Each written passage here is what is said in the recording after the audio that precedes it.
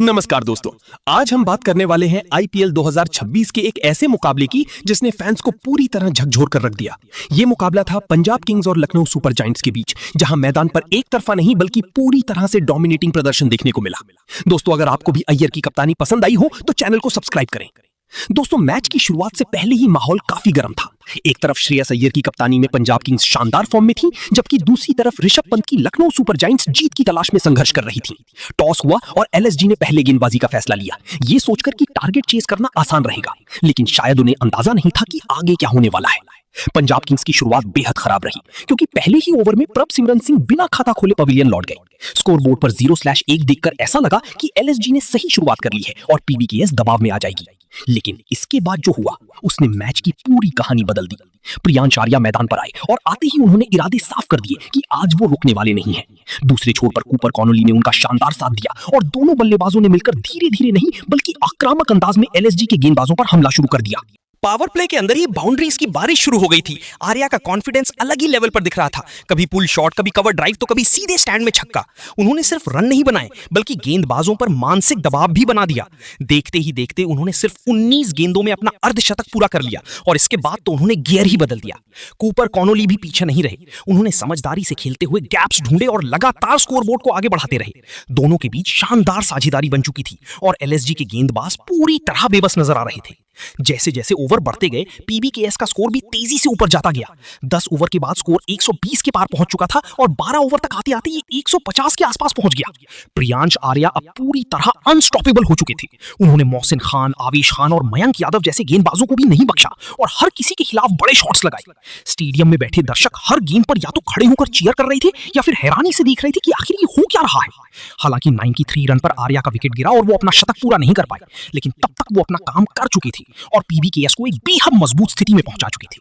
आखिरी ओवरों में श्रेयस अय्यर, शशांक सिंह और नेहाल वढेरा ने तेजी से रन जोड़ते हुए टीम को एक विशाल स्कोर तक पहुंचा दिया।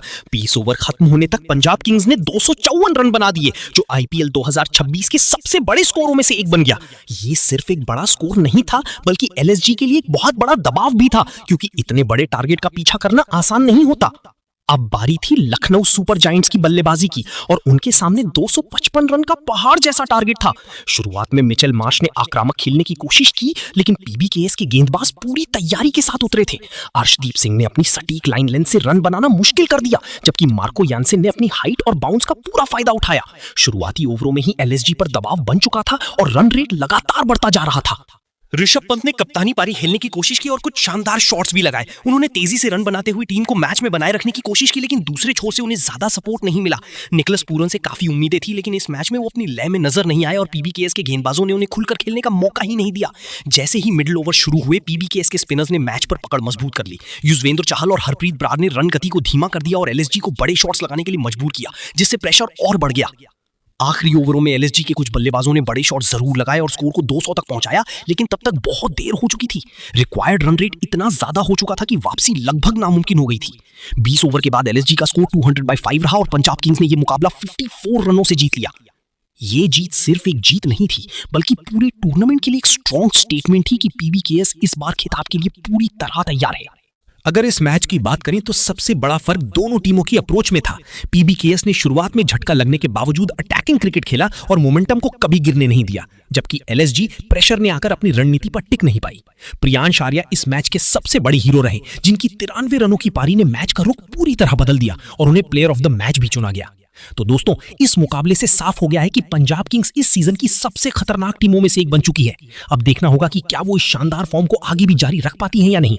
अगर आपको ऐसी डिटेल्ड और दमदार हाइलाइट्स पसंद आती हैं तो वीडियो को लाइक जरूर करें, अपने दोस्तों के साथ शेयर करें और चैनल को सब्सक्राइब करना बिल्कुल ना भूलें। बेल आइकन दबाकर नोटिफिकेशंस ऑन कर ले ताकि आपको हर मैच की ताजा हाइलाइट्स सबसे पहले मिलती रहें।